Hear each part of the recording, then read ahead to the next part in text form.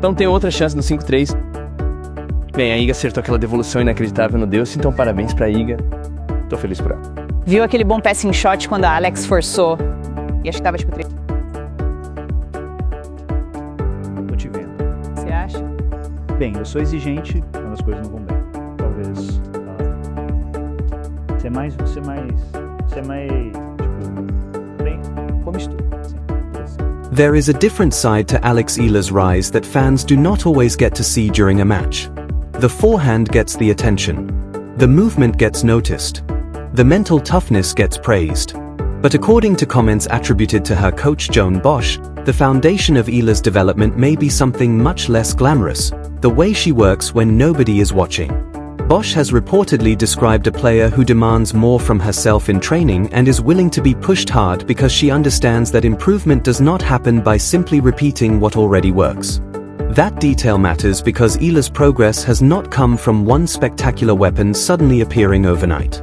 Her rise has been built through constant adjustments, difficult practice sessions, and a willingness to identify the areas of her game that still need work. Bosch's reported philosophy appears to fit that perfectly. Instead of treating training as a comfortable rehearsal for competition, the idea is to create situations that challenge Eala before she ever reaches the match court. When pressure arrives during competition, she has already experienced versions of it in practice. And that may help explain something viewers have increasingly noticed when watching Eala compete. She does not always look like a player overwhelmed by the occasion, even when the opponent across the net is a major name. She has faced players with bigger rankings, greater experience, and enormous firepower, yet she has repeatedly shown the willingness to stay in exchanges, adjust when necessary, and keep competing after momentum shifts. That does not mean every match goes her way. It means her preparation is designed around becoming comfortable with discomfort. Welcome back to the channel, where we follow the biggest developments surrounding Alex Eala and the world of professional tennis. If you have been watching her progress from promising young player to serious WTA competitor, you already know that every new detail about her preparation matters. So stay with us, because Bosch's reported comments offer an interesting look behind the results, and if you want regular coverage of Eala's journey, make sure you are subscribed. One of the most interesting points attributed to Bosch is the level of demand placed on Eala during training. The message is not simply to hit more balls or spend more hours on court. It is about creating a standard where difficult situations become normal. If a player only trains when everything feels comfortable, then a tough match can suddenly feel like a completely different environment. But if practice constantly challenges decision-making, movement, concentration, and execution, competition can become more familiar. That philosophy is particularly important in women's tennis because matches can change direction incredibly quickly. A player can dominate for several games and then suddenly face breakpoints, a change in rhythm, or an opponent who begins attacking a different part of the court. The ability to respond is not something that can simply be switched on when trouble arrives. It has to be developed beforehand. Bosch's reported approach suggests that Eala's team is trying to make those difficult moments part of her normal preparation rather than treating them as unexpected problems. There is also another part of the story that deserves more attention: the warm-up. According to the material surrounding Bosch's comments, he has emphasized the importance of Eala's pre-match preparation and how carefully her body is activated before competition. To a casual viewer, a warm-up can look like routine stretching, hitting, and movement. At the professional level, however, preparation can be much more deliberate. Every minute before a match can be used to prepare the body and sharpen the player's reactions. The bigger point is efficiency. A good warm-up is not simply about making a player sweat before walking onto the court. It is about getting the body ready to perform without unnecessarily wasting energy. Tennis players can spend several hours competing, especially when matches become physical. If a player starts slowly because the body has not fully switched into competition mode, that can create an energy cost that becomes more noticeable later. Preparation therefore becomes part of performance rather than something separate from it. This is where Bosch's reported comments become particularly interesting. If Eala can enter a match already physically prepared, she can spend more of her energy on the actual demands of competition, changing direction, defending, attacking, recovering between points, and maintaining concentration. That does not guarantee that she will always look fresh late in a match, and it certainly does not make fatigue disappear. But a carefully designed routine can help a player manage the physical demands more efficiently. For Eala, that could become increasingly important as the level of competition rises. The further she moves into the upper levels of the WTA Tour, the more often she will face opponents capable of extending rallies and forcing her into physically demanding matches. At that level, small advantages accumulate. A fraction of a second in movement, a better recovery between points, sharper footwork late in a set, or simply feeling prepared from the opening game can influence the outcome. But there is a larger lesson in Bosch's reported assessment of Eala. Her development is not being treated as finished. In fact, the opposite appears to be true. The coaching philosophy described around her suggests that the team sees improvement as an ongoing process. There is always another forehand detail, another backhand pattern, another serve variation, another movement adjustment, or another tactical decision that can become better. That mentality can be extremely valuable for a young player entering a period where expectations are growing. Eala has already demonstrated that she can compete with elite opposition. Her breakthrough performances against major names showed that her ceiling is not theoretical. She has been able to produce tennis capable of troubling players who have spent years at the top of the sport. But beating one established star is one thing. Doing it repeatedly, across different surfaces, tournaments, and match situations is a completely different challenge. That is where development becomes more important than individual highlights. The reported comments from Bosch also point toward an important characteristic: coachability. A talented player can reach a certain level through natural ability, but professional tennis demands constant adjustment. Opponents study weaknesses. Tactics change. Physical demands increase. A shot that worked against one opponent may not work against another. The ability to listen, absorb information, and turn it into something usable on court can determine how far a young player eventually goes. That is why the idea of Eala being demanding with herself matters. Self-demand can be a strength when it is combined with structure and perspective. It means the player is not satisfied simply because she won. She can still examine what went wrong, identify what could have been better, and return to training with a specific purpose. At the same time, that mindset has to be managed carefully. Constantly demanding more can become counterproductive if a player loses sight of what she is already doing well. Bosch's role, therefore, is not simply to push Eala harder.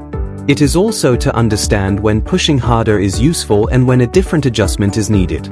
Professional coaching is often about finding that balance. There are days when a player needs intensity. There are other days when recovery, technical correction, or tactical preparation matters more. The objective is not to make every training session exhausting. The objective is to make every training session meaningful. That distinction could become especially valuable as Eala's schedule becomes more demanding. The WTA calendar does not give players unlimited time to recover and rebuild.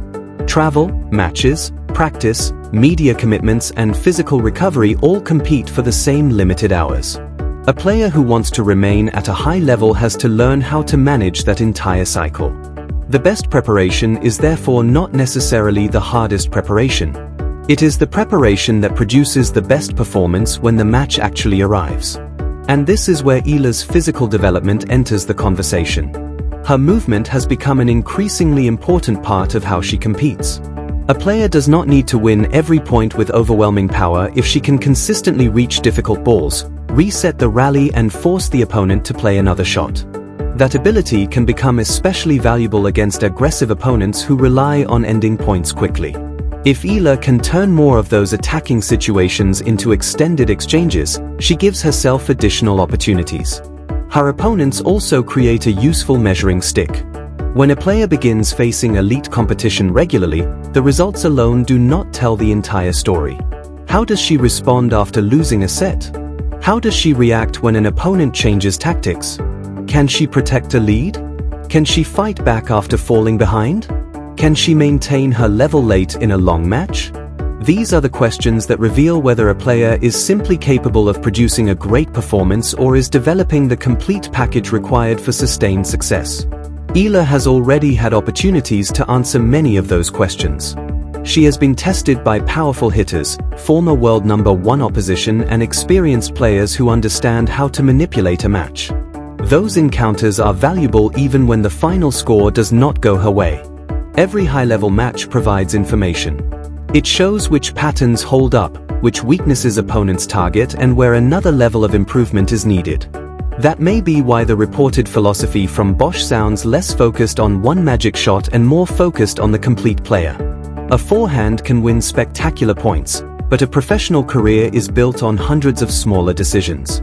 Serve placement, return position, footwork, recovery, shot selection, patience, timing, defense, transitioning from defense to attack, handling pressure. All of those pieces have to work together. The more complete the system becomes, the less dependent a player is on one particular weapon. And there is another fascinating part of the story, the idea of preparing for the match before the match begins. When Eala walks onto court, the first point is not necessarily the beginning of her preparation. The work may have started hours earlier. The physical routine, tactical discussion, mental focus, and hitting session all contribute to the state she enters competition in. That is why professional tennis can be misleading for viewers. We see two players step onto the court, but we do not see the preparation that brought them there. For a player like Eala, that preparation becomes even more important because the expectations around her have changed. Earlier in her career, she could enter tournaments with less pressure and fewer people expecting a major result. Now, every strong performance increases attention. More fans follow her matches. More opponents know her game. More analysts examine her strengths and weaknesses. That creates a different competitive environment. The challenge is no longer simply proving that she belongs. It is learning how to perform while people expect her to belong.